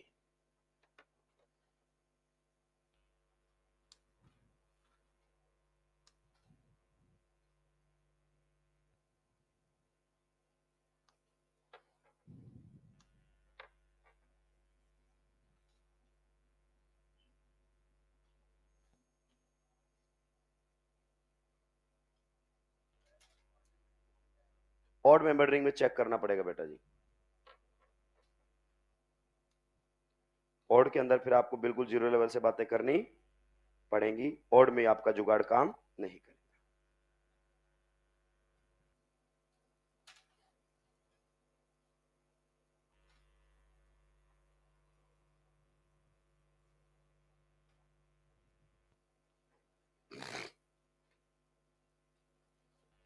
एक बार लिखना बंद करेंगे और मॉलिक्यूल को ऑब्जर्व करेंगे। ये देखो, ये क्या बना हुआ है, पाई बॉन्ड, और ये क्या बनी हुई है, आप देखो इधर वाले रेड एंड येलो देखो, और इस टर्मिनल के रेड एंड येलो देखो, कहां चले गए, परपेंडिकुलर प्लेन में, नहीं कट कर पाओगे आप। अगर आप यूं कट करोगे तो आपके ये दोनों कटेंगे ही, और आप यूं कट करोगे तो ये दोनों मेरे इमेज नहीं आएंगे। तो आपका बिल्कुल पाई बॉन्ड वाला खेल है। इस वाले कार्बन पर फोकस करो जिस पर मैंने हाथ रखा हुआ, ये वाला। आप जानते हैं इसमें देखो ये वाले बॉन्ड तो किस प्लेन में है आपके, वर्टिकल, और ये किस में आ गए, हॉरिजॉन्टल। तो अगर आप एक पाई बॉन्ड को रिंग से रिप्लेस कर देते हो तो कहता है इन टर्मिनल वैलेंसीज पर कोई फर्क पड़ने वाला, और ये टर्मिनल वैलेंसीज अलग होकर ही पीओएस को गायब कर रही थी। तो कहता अभी भी क्या मिलेगी, गायब। या रिंग 4 की हो, कहता रिंग 6 की हो, इससे कोई फर्क नहीं पड़ेगा, बस इवन मेंबर्ड होनी चाहिए। जल्दी से नोट डाउन करेंगे, तो जब हम रिवाइज करके जाएंगे ना चीजों को तो क्वेश्चंस बनेंगे। आप ये उम्मीद मत करना कि आज ये बात मुझे समझ में आ गई तो मैं 10 दिन 15 दिन बाद पेपर होगा और मैं सीधा अप्लाई कर दूंगा। समझ में आ गई अलग बात है, याद आना अलग बात है। ये दो अलग बातें हैं, समझ में आना और समय पर याद आना। रिवीजन स्ट्रेटजी अगर बेटर रखोगे तो याद भी आता रहेगा। इसीलिए मैंने आपको डे 1 पर भी क्लियर किया था 1 2 3, जो आज पढ़ा है वो आज भी पढ़ना है, कल भी पढ़ना और परसों भी पढ़ना है, तब जाकर दिमाग में धीरे धीरे चीजें सेट होने लगेंगी।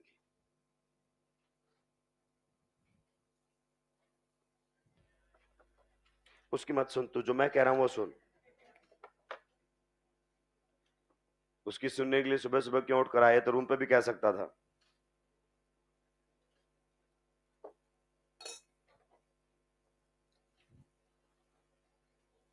If a pi bond is being replaced by an even membered ring, then there will be no change in the plane of terminal valencies. अगर even number of pi bond के साथ मॉलिक्यूल कायरल है तो फिर आपकी even membered ring और pi bond के साथ भी कायरल रहेगा। पाई बॉन्ड के जगह रिंग बनाने से टर्मिनल वैलेंसी पर कोई फर्क नहीं पड़ेगा। ये अच्छे लेवल का क्वेश्चन है, बहुत ही बेहतरीन लेवल का क्वेश्चन है।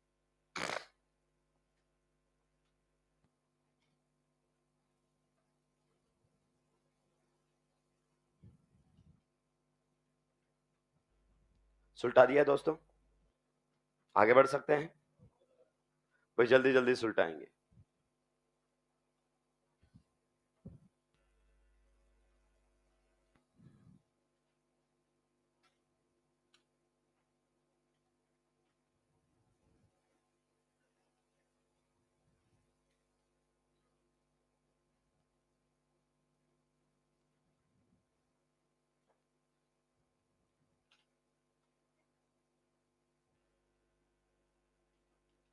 सुलटा दिया है तो कुछ मॉलिक्यूल्स हमारे पास वास्तव में निकल कर आए जिनमें कायरलिटी सेंटर नहीं होता है, बट मॉलिक्यूल फिर भी कैसा होता है, कायरल। तो मॉलिक्यूल को कायरल होने के लिए कायरलिटी सेंटर का होना जरूरी नहीं है। मॉलिक्यूल में सिमेट्री एलिमेंट नहीं होना चाहिए, पीओएस सीओएस और एएओएस। पीओएस सीओएस नहीं है तो हम खुद मान लेते हैं उसमें एएओएस नहीं होगा, हमारे लेवल पर ऐसा क्वेश्चन बनाएगा ही नहीं। क्या अब आगे बढ़ सकता हूं दोस्तों? चलिए, अब एक मॉलिक्यूल और बचा है जिसमें कायरलिटी सेंटर ना होते हुए भी मॉलिक्यूल क्या मिलेगा, कायरल। एक सिंगल है, वो एग्जांपल अपने को ध्यान रखना है, दैट इज ट्रांस साइक्लोऑक्टीन। ये भी एक ऐसा मॉलिक्यूल है जिसमें कायरलिटी सेंटर नहीं होता है। यहां पर अगर अपन बात करें, आप आइडेंटिफाई करो सबसे पहले कायरलिटी सेंटर कितना है इसमें, 0। अरे ये तो पता कर सकते हो, ये कार्बन कैसा है, sp2, पक्का। यहां पर 2 हाइड्रोजन, वहां पर 2 हाइड्रोजन, यहां पर 2, यहां पर भी 2 हाइड्रोजन, 2 2 और फिर से sp, कायरलिटी सेंटर 0 है। लेकिन दोस्त इसमें ना तो क्या आता है, pos, और ना क्या आता है, cos। तो इस मॉलिक्यूल को डिक्लेयर किया जाता है कायरल, मतलब ऑप्टिकली एक्टिव। तो इसकी मॉलिक्यूल की जब मिरर इमेज बनती है ना तो सुपर इंपोज नहीं होती है। तो ये एक पर्टिकुलर एग्जांपल है जो हमें ध्यान रखना है, जिसमें मैं आपको पीओएस सीओएस बताऊंगा नहीं, क्योंकि उसके लिए मुझे मॉलिक्यूल की पूरी ज्योमेट्री की बातें करनी पड़ेगी और ये मॉलिक्यूल 3D में होता है, ठीक है। तो इसको ध्यान रखना है। आपका ट्रांससाइक्लोऑक्टेन भी ऑप्टिकली एक्टिव होता है, हालांकि इसमें कोई कायरलिटी सेंटर नहीं है। आप ध्यान रख सकते हैं, ये सबसे छोटी साइक्लोएल्कीन होती है जो एंडोसाइक्लिक पाई बॉन्ड पर ट्रांस कॉन्फ़िगरेशन में आता है। इसके बारे में काफी चीजें आपको मालूम होना चाहिए। पहली बार रिंग के अंदर पाई बॉन्ड कब आया था ट्रांस में, इसी में ही, जब रिंग कितने की थी, 8 की। दूसरी बात, ये ट्रांस में बंद तो जाता है लेकिन स्टेबिलिटी आज भी सिस की ही ज्यादा होती है। तो ट्रांस साइक्लोऑक्टेन कई तरीके से हमारे लिए इंपॉर्टेंट होता है। इसमें आपको मान लेना है, मैंने पढ़ा है, बोला है पीओएस नहीं है सीओएस, एक ही मॉलिक्यूल में सीधा बताया कि मान लेना है, बाकी सब में आपको दिखाया है कि पीओएस सीओएस नहीं है। तो ये ध्यान रखना, ट्रांससाइक्लोऑक्टेन आएगा कई बार, अच्छे लेवल पर पूछा गया क्वेश्चन है। Identify the molecule which is chiral without chirality centre. तो कायरलिटी सेंटर 0 है, ये तो आपको पता चल चुका है, बट मॉलिक्यूल में सिमेट्री एलिमेंट्स अब्सेंट है, तो मॉलिक्यूल क्या हो गया है, कायरल। आइए अब बढ़ते हैं दोस्त आगे, सबसे शानदार क्वेश्चन जो अपन पिछले 2-3 दिनों से पढ़ रहे हैं, जिसके लिए कि क्वेश्चन में आता है हमसे, विच of the following is optically active, which of the following is optically inactive. ये क्वेश्चंस हमारे पास आते हैं और इन क्वेश्चंस को हम अप्रोच कैसे करें। अभी तक हमने ये देखा है कभी पीओएस, कभी सीओएस, कभी हमने मॉलिक्यूल को कायरल बोला और ऑप्टिकली एक्टिव डिक्लेयर कर दिया। अलग अलग कैटेगरी के क्वेश्चंस अलग अलग जगह पर हैंडल किए हैं। अब हमारे पास एक जगह क्वेश्चंस आने वाले हैं। क्वेश्चन में पूछा जाएगा कौन ऑप्टिकली एक्टिव है और कौन ऑप्टिकली इनएक्टिव है। तो ऐसे क्वेश्चंस को हम अप्रोच कैसे करें? टू द पॉइंट ध्यान से सुन लो। To the point, how to check optical activity? either the compound is active or inactive, either the compound will rotate the ppl or not rotate the ppl। ये कैसे check करें? तो category fixed है। Category, इन category में से question बनेगा। NEET, JEE mains, even JEE advance, इससे बाहर नहीं बनाता है वो। सबसे पहले हमारे पास कैसी कैटेगरी आती है? सबसे पहले हमारे पास कैटेगरी आएगी कायरलिटी सेंटर वाली। कुछ मॉलिक्यूल्स को कायरल होने के लिए कायरलिटी सेंटर की जरूरत पड़ती है और कुछ को नहीं पड़ती है। आइए, तो ये कैटेगरी हमारे पास है कायरलिटी सेंटर। जैसे आपका मॉलिक्यूल आ गया है जिसमें क्या है? सिंगल कायरलिटी सेंटर, तो आप उसको कायरल डिक्लेयर कर दीजिए, खोपड़ा खराब करने की जरूरत नहीं है। जैसे आपके पास एक ऐसा मॉलिक्यूल आ गया है, भाई ध्यान से सुनना ना, फालतू में दिमाग खराब नहीं करना है। मान लीजिए यहां पर क्या लगा हुआ है? Br। बताइए इस पूरे मॉलिक्यूल में कितना कायरलिटी सेंटर है? एक। तो इसमें कायरलिटी सेंटर कितना है? एक। अब तो इसमें पीओएस सीओएस चेक मत कर, हम कर चुके हैं कि जिस मॉलिक्यूल में सिंगल कायरलिटी सेंटर होता है उसमें पीओएस सीओएस नहीं होता। तो ऐसे मॉलिक्यूल को सीधा क्या डिक्लेयर कर? Chiral, an optically active. क्या ये मेरी बात आपको क्लियर हुई? ऐसे जवाब देने, ठीक है? नीट में ऐसे क्वेश्चंस आते हैं। फिर आपके पास दूसरी कैटेगरी के क्वेश्चंस मिलेंगे, मोर देन वन कायरलिटी सेंटर्स। मोर देन वन कायरलिटी सेंटर्स, एक से ज्यादा कायरलिटी सेंटर होंगे। और फिर अनपढ़ की तरह, गधों की तरह मेहनत करना शुरू नहीं कर देना है। More than one chirality centre, check COS, check POS नहीं करना, रुक जा। नीट में आने वाले मैक्सिमम क्वेश्चन में मुझे नहीं जरूरत पड़ती सीओएस पीओएस की। जैसे अगर मैं आपको सीधा भी बताता तो आप यहां से क्वेश्चन को कर सकते थे कि यहां सिंगल कायरलिटी सेंटर एक्टिव होता है, ठीक है? अब इसको दो कैटेगरी के अंदर लेकर जाना है। कितनी कैटेगरी के अंदर? दो कैटेगरी के अंदर। अगर आपका मॉलिक्यूल कैसा है? मॉलिक्यूल कैसा है? कॉन्स्टिट्यूशनली। मॉलिक्यूल कैसा है? Constitutionally, constitutionally unsymmetrical.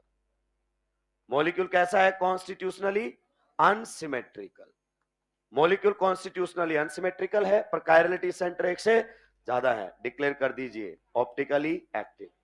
No need to check COS, no need to check, क्योंकि कॉन्स्टिट्यूशनली अनसिमेट्रिकल मॉलिक्यूल्स में सिमेट्री एलिमेंट नहीं आते। अगर आप चेक कर रहे हैं तो आप कॉन्सेप्चुअली वीक हैं, आप दिमाग से पैदल हैं, आपको स्टीरियो का ज्ञान ही नहीं है। जैसे सर, आइए मैं बता रहा हूं, ऐसे क्वेश्चंस आते हैं कि बताइए दिस मॉलिक्यूल इज कायरल और achiral, this molecule is optically active और इनएक्टिव। आप बताइए इस मॉलिक्यूल के अंदर कितने कायरलिटी सेंटर हैं? दोस्त बताता जा, कितने कायरलिटी सेंटर हैं? दो। पक्का? मॉलिक्यूल कॉन्स्टिट्यूशनली सिमेट्रिकल या अनसिमेट्रिकल? अनसिमेट्रिकल। नंबरिंग केवल यहीं से होगी, 1 ये रहेगा, 2 ये रहेगा, 3 ये रहेगा, 4। एक ही साइड से कॉन्स्टिट्यूशनल अनसिमेट्रिकल। कायरलिटी सेंटर कितने हैं? More than 1। डिक्लेयर कर दीजिए मॉलिक्यूल को कायरल एंड ऑप्टिकली एक्टिव। कभी भी इसमें सिमेट्री एलिमेंट नहीं आएंगे। क्या पूछ रहे हैं सर इसमें कैसे देखूं? वेज ड्रेस तो बताया ही नहीं है। देख रहा है तो उसको पता चल गया, तेरे से नहीं होगा क्योंकि जरूरत ही नहीं है इसके अंदर। कॉन्स्टिट्यूशनली अनसिमेट्रिकल मॉलिक्यूल, अनसिमेट्रिकल इसलिए बोला गया है कि उसमें सिमेट्री एलिमेंट नहीं है और फिर चेक कर रहे हो उसके अंदर। दूसरी कैटेगरी आपके सामने बनती है कॉन्स्टिट्यूशनली सिमेट्रिकल। अगर अपन बात करना चाहें कॉन्स्टिट्यूशनली सिमेट्रिकल, ठीक है? तो कॉन्स्टिट्यूशनली सिमेट्रिकल अगर आपका मॉलिक्यूल है दोस्त, then you have to check COS and POS. और बहुत कम आते हैं ऐसे questions, check COS and check POS. आप देखो हमने समय बचा लिया, इस कैटेगरी का क्वेश्चन होगा तो मैं वहां पर लिख रहा हूं क्वेश्चन को कि सर इसका मतलब क्या है। देखो इसका मतलब, मेरा कहने का मतलब कुछ इस तरीके से है। मान लीजिए अगर अपने पास कुछ इस तरीके का मॉलिक्यूल दिया हुआ है, COH, यहां पर भी कौन है? COH। इधर वेज पर कौन है आपका? OH। यहां पर डैश पर कौन है? H। यहां पर बताइए वेज पर कौन है? OH। बताइए डैश पर कौन है? H। बताओ इस मॉलिक्यूल में कितने कायरलिटी सेंटर है? दो, मोर देन वन। अब चेक करो मॉलिक्यूल कॉन्स्टिट्यूशनली सिमेट्रिकल है कि नहीं है? कैसे? इधर से और उधर से सेम हो जाएगा अगर हम इनकी कॉन्फ़िगरेशन को इग्नोर कर दे तो अब कहता है चेक कर लो अपना COS और POS। कॉन्स्टिट्यूशनली सिमेट्रिकल मॉलिक्यूल्स में POS COS हो सकता है, कोई गारंटी हो सकता है, लेकिन अनसिमेट्रिकल में नहीं होते हैं। कपड़ा खराब नहीं करना है। तो जैसे ही आपने चेक किया तो बताइए इसमें क्या निकल कर आ गया? POS। तो ये क्या निकल गया? इनएक्टिव। तो इसमें प्लेन ऑफ सिमेट्री निकल गया है। लेकिन अगर आपका मॉलिक्यूल कॉन्स्टिट्यूशनली कैसा है? अनसिमेट्रिकल, डिक्लेयर करो उसको कायरल एंड ऑप्टिकली एक्टिव। तो ये पॉइंट आपको क्लियर हुआ कि इनमें जरूरत पड़ती है आपको COS और POS चेक करने की, बाकी में जरूरत ही नहीं है। अगला केस आता है आपका एलिन्स का। अब बताओ हमको मालूम है कि नहीं है? लगातार number of pi bond even, दोनों साइड क्या होने चाहिए? अलग, तो वो कायरल हो जाएगा। अब आप इसमें POS COS चेक कर रहे हैं तो वेस्ट ऑफ टाइम है। इसका मतलब आप घर से नहीं पढ़कर आए। यहां पर और यहां पर अगर आपके सामने लगे हुए एटम्स या ग्रुप क्या जाते हैं? डिफरेंट। तो डिक्लेयर कर दीजिए मॉलिक्यूल को कायरल या ऑप्टिकली एक्टिव, दैट्स इट। नहीं चेक करना POS COS, ठीक है। नेक्स्ट अगर अपन बात करना चाहें, हमारे पास आते हैं बाइफिनाइल्स। आप बताइए बाइफिनाइल्स वो मॉलिक्यूल्स होते हैं जो कायरल होने वाले हैं विदाउट कायरलिटी सेंटर। आप बताओ इनको कायरल कैसे करूं मैं? सबसे पहली बात तो ऑर्थो पर कैसे ग्रुप लगाओ सर? बल्कि एंड डिफरेंट। बल्कि का काम बताओ, कंफर्मेशन प्लेनर होने से रोकेगा, और डिफरेंट POS को रोकेगा। क्लियर? तो यहां पर लगे हुए ग्रुप्स अगर आपके सामने कैसे हैं? पहली बात तो बल्कि होने चाहिए, और दूसरी बात डिफरेंट होने चाहिए, हाँ या ना? इधर भी अगर अपन बात करें, पहली बात कैसे होने चाहिए? बल्कि होने चाहिए, और दूसरी बात डिफरेंट होने चाहिए। तो मॉलिक्यूल कैसा निकलेगा आपका? कायरल। कहता है चेक मत कर POS COS, तो ये बात सीख चुका है, मतलब ऑप्टिकली एक्टिव। और एक आपका बच गया है कौन सा? ट्रांससाइक्लो ऑक्टेन, जिस पर अभी बात करके आए हैं। तो आपके पास ये कैटेगरी आती है with chirality centre, without chirality centre. अब सुनो ध्यान से, इधर सुनो।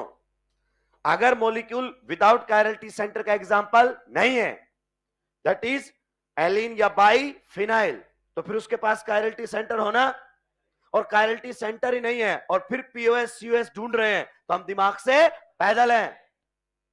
समझिए, आपके पास ऐसा क्वेश्चन देगा, बताइए this molecule is optically active और इनएक्टिव। कायरलिटी सेंटर कितना है? क्या ये एलिन का केस है? क्या ये बाइफिनाइल का केस है? तो खत्म, ये एक्टिव हो ही। अगर ये इनमें से नहीं है तो फिर इसको कायरलिटी सेंटर रखना पड़ेगा। सर मैं इसमें कैसे देखूं POS COS? क्यों देख रहा है तू? कैसे देखूं बोलते क्लियर कर चुका, दिमाग से पैदल है। तो मॉलिक्यूल्स दो कैटेगरी के होते हैं जो ऑप्टिकल एक्टिविटी दिखाते हैं, with chirality centre, without chirality centre. With chirality centre आपका होगा तो ये वाले केस रहेंगे, विदाउट वाले ध्यान रखो एलिन एंड बाइफिनाइल। इनमें से नहीं है तो फिर उसको कायरलिटी सेंटर रखना पड़ेगा। तो अगर कायरलिटी सेंटर नहीं है, एलिन बाइफिनाइल भी नहीं, तो डिक्लेयर करो ना ऑप्टिकली इनएक्टिव। का खोपड़ा खराब कर रहे हो? जल्दी से नोट डाउन करेंगे, आगे बढ़ूंगा। इंपॉर्टेंट ये नहीं है आपने क्वेश्चन कर लिया, इंपॉर्टेंट ये है क्या अप्रोच ली। एक जगह बच्चे को टाइम नहीं लग रहा है, सीधा बोल रहा है इनएक्टिव, दूसरा वहां पर टाइम वेस्ट करके लेकर आ रहा है इनएक्टिव। दोनों का सही सवाल होगा, लेकिन एक के पास टाइम इतना बचा कि आगे बात कर सकता अच्छे क्वेश्चन पर, वो एक के पास नहीं बचेगा। फिजिक्स में मान लो आपने आखिरी में अटेम्प्ट करने की कोशिश की और आपके पास 1.5 घंटा बाकी है या 1 घंटा 15 मिनट, आपका कॉन्फिडेंस ही अलग होगा। हर चीज को बारीकी से पढ़ोगे, गलतियां कम करोगे। और मिनट बची 45, तो आते हुए अब गलत होंगे। आधा घंटा बचा तो अब हाथ पैर आपके कांपने शुरू हो जाएंगे, कंसंट्रेशन ब्रेक हो जाएगी एकदम ही। इसीलिए हम कह रहे हैं हमारे सब्जेक्ट से आप डायरेक्ट क्वेश्चंस के आंसर दे सकते हैं, समय बचा सकते हैं, दूसरे टॉपिक को दे सकते हैं, मुझे कोई दिक्कत नहीं है। मैं आपसे ये जंग नहीं लड़ूंगा कि 1 घंटा मिलता है केमिस्ट्री को तो मेरे को 20 मिनट चाहिए ही चाहिए ओसी के अंदर। नहीं, मैं कहता हूं मेरे वाला पार्ट 5 से 7 मिनट में खत्म कर, और ऐसे ही आईओसी का पार्ट भी 5 से 7 मिनट। पीसी को टाइम दे, क्योंकि उसमें आ गया तेरे को समझ में कि क्वेश्चन ऐसे सॉल्व होगा, लेकिन बिना सॉल्व के आंसर नहीं आएगा, क्योंकि न्यूमेरिकल तक है तो डेटा तो निकालना ही पड़ेगा ना, फॉर्मूला भी याद है, सब याद है, पर एक बार सोल्व तो करना ही पड़ेगा। और हमारे यहां पर पढ़ के गया है, बाइफिनाइल का केस है, सीधा दिखेगा आंसर। एलिन का केस है, सीधा दिखेगा आंसर। वहां अगर पीयूएस यूएस देखकर टाइम वेस्ट कर रहा है तो कहीं ना कहीं तुझे उसका हर्जाना भरना पड़ेगा दोस्त। तो टाइम बचाइए ओसी और आईओसी से।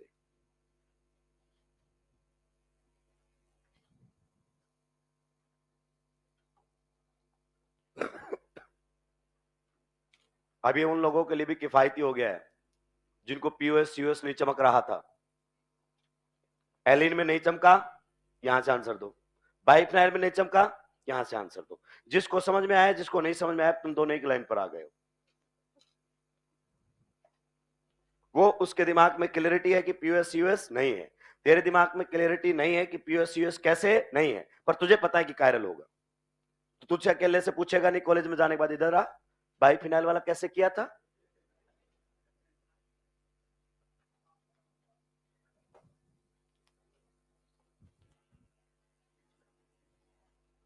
अब हर क्वेश्चन की आप अप्रोच डिफाइन करते हुए चलेंगे दोस्त। मैं आपको फिर से कह रहा हूं, क्वेश्चन का आंसर क्या आया से ज्यादा मुझे दिलचस्पी होती है कि कैसे आया, क्या अप्रोच उसने उस क्वेश्चन में आपने रखी है।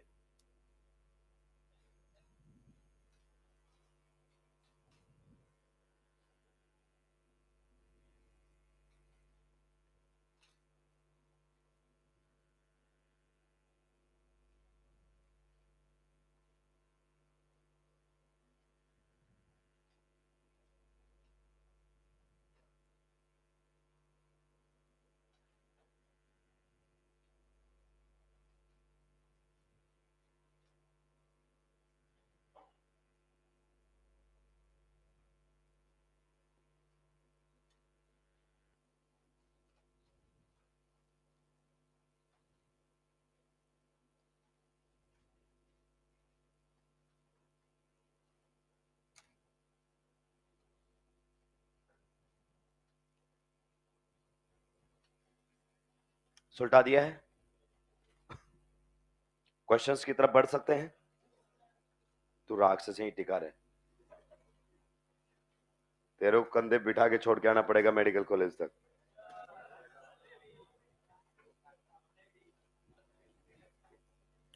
मैंने मेडिकल कॉलेज छोड़ने की बात की, सीट दिलाने की नहीं की है। तुम ज्यादा ही पॉजिटिव हो जाते हो। मेरा इतना जुगाड़ होता तो मैं यहाँ क्यों फेफड़े फोड़ रहा होता।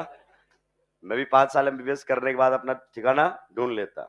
यहाँ तो जैसे जैसे उम्र बीतती जाती वैसे वैसे मास्टर को बच्चे पसंद नहीं करते। डॉक्टर और लॉयर जितना पुराना उतनी फीस ज्यादा, इसीलिए तुम्हें कोई टेंशन नहीं है। 2-4 साल अगर लग भी जाए तो जितने ज्यादा साल जियोगे उतना ज्यादा कमा लोगे। ठीक है, हाथ चलना बंद भी हो जाएगा तो बाजू में एक रख लोगे जिसने नीट की तैयारी की होगी, भले पढ़ा ना हो, कि ये दवाई लिख दे इसको। चलिए क्वेश्चन लिखिए, विच of the following is optically active. Which of the following is optically active. Which of the following is optically active. चलिए किस प्रकार की बात करते हैं। क्वेश्चंस आपके सामने आ रहे हैं वन बाय वन। अपनी अप्रोच भी मुझे बताएंगे कि सर मेरी इस क्वेश्चन को सोल्व करने की अप्रोच है।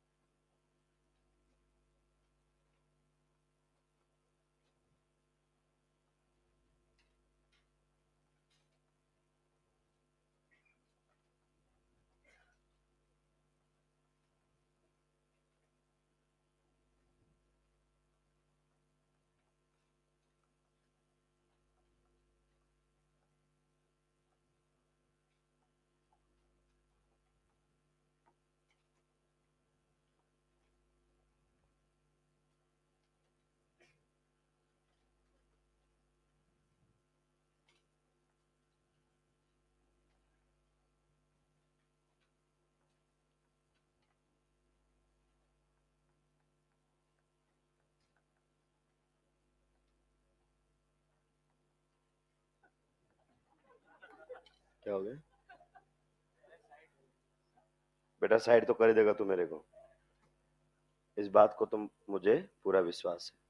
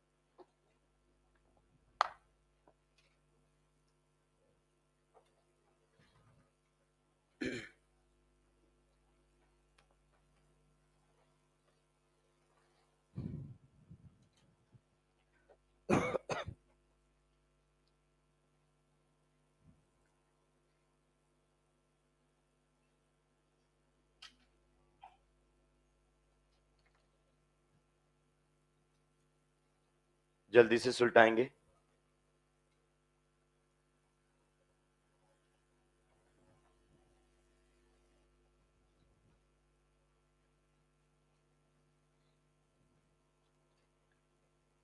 पहले क्वेश्चन के बारे में क्या ख्याल है? देखिए, कायरलिटी सेंटर है, होना भी पड़ेगा इसके पास। तो क्यों? क्योंकि ना तो ये बाइफिनाइल है ना क्यूमुलेटेड पॉलीन का एग्जांपल है। कायरलिटी सेंटर कितना है दोस्त? बताइए, खोपड़ा खराब करना चाहिए। हम पढ़ चुके हैं विद सिंगल कायरलिटी सेंटर वालों में कोई पीओएस यूएस, तो ये ऑप्टिकली एक्टिव। खत्म हो गया कहानी। इस तरीके से हैंडल करेंगे क्वेश्चन को। अगले क्वेश्चन में अल्फा अमीनो एसिड्स की बात की गई है। अब बायोलॉजी में पढ़ते इसलिए इसका डिस्कशन किया है। आपसे ऐसा क्वेश्चन पूछ सकता है कि बताइए कायरल कब नहीं होगा?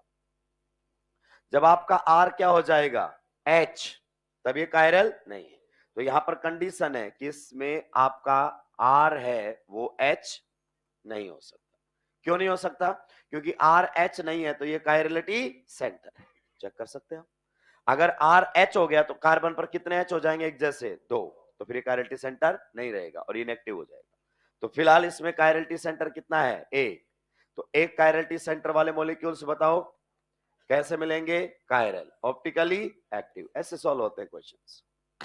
चलिए अगले क्वेश्चन पर बताइए किस प्रकार से बात कर सकते हैं। कितने कायरलिटी सेंटर्स हैं? दो कायरलिटी सेंटर्स हैं। तो इसमें कायरलिटी सेंटर है कितना? दो। दोस्त बताओ मॉलिक्यूल कैसा है? कॉन्स्टिट्यूशनली बताओ, अब चेक करना पड़ेगा। सिमेट्रिकल, कॉन्स्टिट्यूशनली सिमेट्रिकल, शॉर्ट में लिख सकते हैं। कॉन्स्टिट्यूशनली सिमेट्रिकल है तो हमें पीयूएस सीयूएस चेक कर लेना चाहिए। चलिए प्लेन ऑफ सिमेट्री पर बात कीजिए।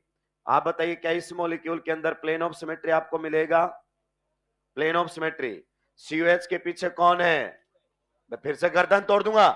सीओएच के पीछे ओएच है क्या? ओएच प्लेन से बाहर है और सॉलिड लाइन प्लेन के अंदर होती है भाई। कुछ भी नहीं है सीओएच के पीछे। तो इसमें प्लेन ऑफ सिमेट्री तो सॉरी प्लेन ऑफ सिमेट्री तो गायब है। सेंटर ऑफ सिमेट्री चेक करें। कंफर्मेशन बताओ कैसा है? कंफर्मेशन एक्लिप्स्ड और स्टैगर्ड? स्टैगर्ड। आप बताइए, स्टैगर्ड में COH के सामने COH, परफेक्ट है मामला। इधर बताओ, कार्बन के सामने, अगर यहां पर OH वेज पर है तो यहां किस पर होना चाहिए था? डैश पर है। अब बताओ यहां पर H किस पर होगा? डैश पर। तो यहां पर H किस पर होना चाहिए? वेज पर, जो कि है। तो इस मॉलिक्यूल में क्या आ गया है? Centre of symmetry. तो ये मॉलिक्यूल कायरलिटी सेंटर रखते हुए भी कायरल नहीं। Can we move to the next question? आप बताइए, मॉलिक्यूल के अंदर कितने कायरलिटी सेंटर हैं? कितने कायरलिटी सेंटर हैं? मॉलिक्यूल फिर चेक करना पड़ेगा। बताओ कॉन्स्टिट्यूशनली कैसा है? अनसिमेट्रिकल। कॉन्स्टिट्यूशनली अनसिमेट्रिकल, क्योंकि नंबरिंग आपकी इधर से ही होगी।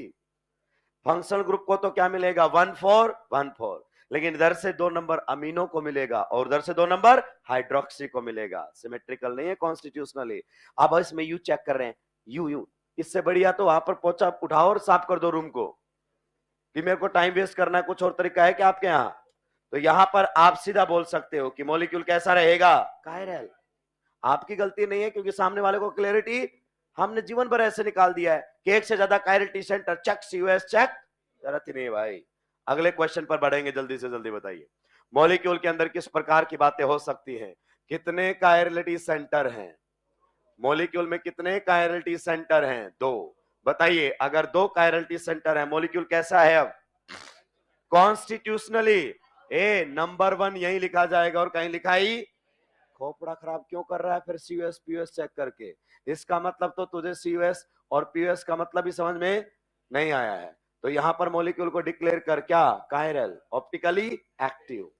अगर मॉलिक्यूल में कायरलिटी सेंटर है और मॉलिक्यूल कॉन्स्टिट्यूशनली अनसिमेट्रिकल है, डिक्लेयर कर दे मॉलिक्यूल क्या रहेगा आपका? Chiral, optically active. Can we move to the next question? कितने कायरलिटी सेंटर हैं? 2। मॉलिक्यूल बताओ कॉन्स्टिट्यूशनली कैसा है?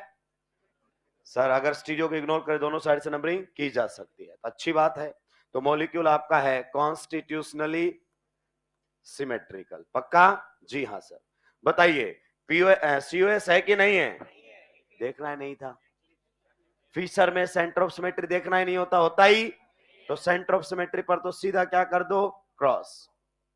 अगर आप पढ़ कर आए हो तो प्लेन ऑफ सिमेट्री, आप जानते हैं कायरलिटी सेंटर इस एटम से कोई प्लेन पास, तो ऐसे काटो, एक उधर रह जाए और एक इधर, और ऐसा काटने पर तो सर प्लेन नहीं आएगा। क्यों? क्योंकि वो H के नीचे कौन आ रहा है? H। तो इसमें POS भी नहीं है और COS भी। तो डिक्लेयर कर दो मॉलिक्यूल कैसा रहेगा? कायरल, पक्का? चलिए अगले क्वेश्चन की तरफ बढ़ सकते हैं दोस्त, बढ़िए। बताइए किस प्रकार की बातें हो सकती हैं? लगातार नंबर ऑफ पाई बॉन्ड कैसे हैं? इवन। आ गया वो केस, विदाउट कायरलिटी सेंटर वाले आने शुरू हो गए। तो वहां पर POS COS चेक करोगे? नहीं।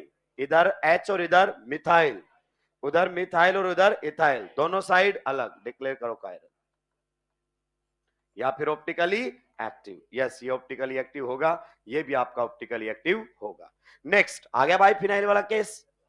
अभी आप अगर वहां POS COS ऐसे ऐसे यूं सोच रहे हो तो टाइम वेस्ट कर रहे हो। बल्कि है, डिफरेंट भी है, ठीक है, ये तो बढ़िया है। उधर बताओ, बल्कि है, डिफरेंट है, बढ़िया है। तो ये मॉलिक्यूल ऑप्टिकली एक्टिव, खत्म। ऐसे देखे जाते हैं क्वेश्चंस। तो आप तभी कर पाओगे जब आप घर से इस टॉपिक को एक बार रिवाइज करके गए हो, और आप आखिरी दिनों में हर एक लाइन जो नोटबुक की रहेगी उसको टच करेंगे। क्या मैं आगे बढ़ सकता हूं? चलिए क्वेश्चन नंबर 9 हमारे सामने आ रहा है।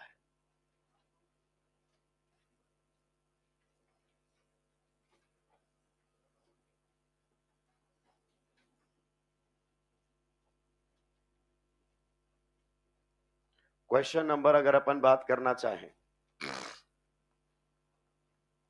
10 हमारे सामने आ रहा है।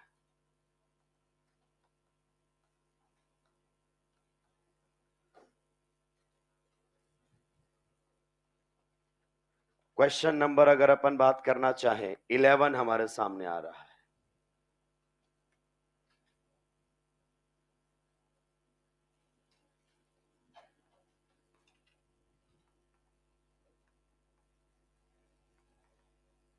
क्वेश्चन नंबर 12 हमारे सामने आ रहा है।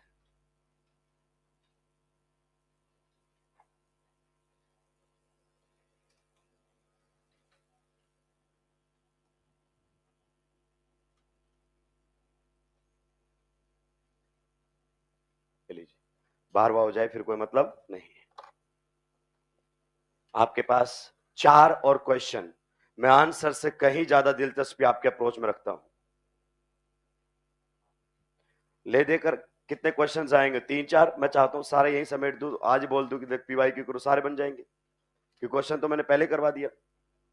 तू राक्षस साइक्लोहेक्सेन बना रहा है, उसको गोला बना। अरे इधर रिंग में गोला बना। थक जाता है तो बीच बीच में नोटबुक मुझे दे दिया कर, फ्री रहता हूं मैं, क्या करूंगा? घर से भी लिख लाऊंगा मैं, ये आ जाएगा बहुत जल्दी समय। मास्टर खुद लिख लिख के देगा नोट्स बना बना के, कि तू परेशान मत हो। तू परेशान होगा, गलती से तू सीख जाएगा, तेरा सिलेक्शन हो जाएगा। आइए क्वेश्चन नंबर 9 के बारे में क्या ख्यालात है? अब आपको देखते ही चमकना चाहिए, बाइफिनाइल वाला केस है। तो इसमें बताओ, इधर देखो बल्कि बल्कि, लेकिन क्या आ गए? सेम। डिक्लेयर करो इनएक्टिव, खत्म। पीयूएस देखना ही नहीं है। तो अब सब एक लेवल पर आ गए, जिसने पीयूएस में खोपड़ा खराब किया और जिसने सीधा आंसर ढूंढना सीख लिया है। Can we move to the next question? आप बताइए, क्या ये बाइफिनाइल का केस है? क्या ये एलिन्स का केस है? तो इसको तो कायरल्टी सेंटर रखना। और इसमें कितने कायरल्टी सेंटर हैं? डिक्लेयर करो इनएक्टिव, होगा खत्म। क्योंकि दो ही केस हैं, with chirality centre, without chirality centre. With chirality centre हमें क्लियर है, विदाउट कायरल्टी सेंटर दो केस हमारे लेवल पर, बाइफिनाइल और एलिन्स। उनमें से ये है नहीं, तो इसको कायरल्टी सेंटर रखना चाहिए था। अगले क्वेश्चन पर बताइए, बताइए क्या ये कायरल्टी सेंटर है? बताइए क्या ये कायरल्टी सेंटर है? कितने कायरल्टी सेंटर हैं? 2। मॉलिक्यूल बता, कॉन्स्टिट्यूशनली कैसा है? कॉन्स्टिट्यूशनली सिमेट्रिकल, पक्का? जी हाँ। अगर कॉन्स्टिट्यूशनली सिमेट्रिकल है तो now we have to check the CUS और पीयूएस। बताओ सीयूएस के बारे में क्या ख्याल आता है? सीयूएस के बारे में क्या ख्याल आता है? ऐसे बोलो, नहीं होगा। Odd membered ring. फिर क्या रिवीजन करते हो? सेंटर ऑफ सिमेट्री नहीं होगा, ऑड मेंबर्ड रिंग। हिंट के तौर पर भी लिख दे कि कितनी जल्दी कैसे बता दिया है। Odd membered ring, odd membered ring. ये क्यों लिखवा रहा हूं पता है? क्योंकि तू निकाल तो लेगा सेंटर ऑफ सिमेट्री नहीं है, लेकिन तू चेक करने के बाद निकालेगा, तो वेस्ट हुआ ना टाइम। तो जब अगर हम गलती से चेक भी कर रहे होंगे तो हमें पता चलेगी लाइन क्यों लिखा मैंने, तो दिमाग पे क्लिक करेगा कि अच्छा ये तो मैं पहले से जानता हूं, फिर क्यों चेक किया मैंने, इसमें टाइम बचाना था मुझे यहां। तो क्लियर? चलिए आइए बात करते हैं प्लेन ऑफ सिमेट्री की। ए दोस्त इधर बता, कितने कायरल्टी सेंटर है तेरे पास? तो ऐसे ही तो करेगा ना कि एक इस हिस्से में जाए और एक इस हिस्से में। तो कोशिश करो कि एक मिथाइल इधर जाए, एक मिथाइल उधर जाए, तो आपका प्लेन यहां कहीं से पास करने की कोशिश करो। मैंने क्या बोला था बताओ? बहुत सारी बात बोलते हो आप, कौन सी पूछना चाहते हो बताओ? जिस कॉर्नर से आपका प्लेन गया उस कॉर्नर की टेंशन नहीं लेनी है। ये हाइड्रोजन ऐसे नहीं है विमल की तरह, ऐसे है। क्लियर? तो ये दोनों कटेंगे एच, ठीक है? तो आप बताओ CH3 के सामने CH3, देखो इधर पहला कार्बन, उधर भी पहला, मिरर में CH3 की CH3, H की H, और यहां पर आप जानते हैं कुछ नहीं है, तो कौन होंगे? Hydrogen. Yes, it contains plane of symmetry. Plane of symmetry का मतलब ये मॉलिक्यूल डिक्लेयर किया जाता है अकायरल, मतलब ऑप्टिकली इनएक्टिव है ये molecule. Can we move to the next question? बताइए कितने कायरलिटी सेंटर हैं दोस्त? इतना तो पहचान ले भाई, कितने कायरलिटी सेंटर हैं? पक्का? बता मॉलिक्यूल के बारे में क्या ख्याल आता है? कॉन्स्टिट्यूशनली, कॉन्स्टिट्यूशनली अनसिमेट्रिकल, पक्का? क्योंकि नंबरिंग आपकी यहीं से होगी, 1 2 एंड 3 4 5, और कहीं से नंबरिंग नहीं हो सकती। डिक्लेयर करो मॉलिक्यूल कैसा है? Chiral and optically active. Sir मैंने पीयूएस यूएस ढूंढा नहीं है। ढूंढा ही क्यों?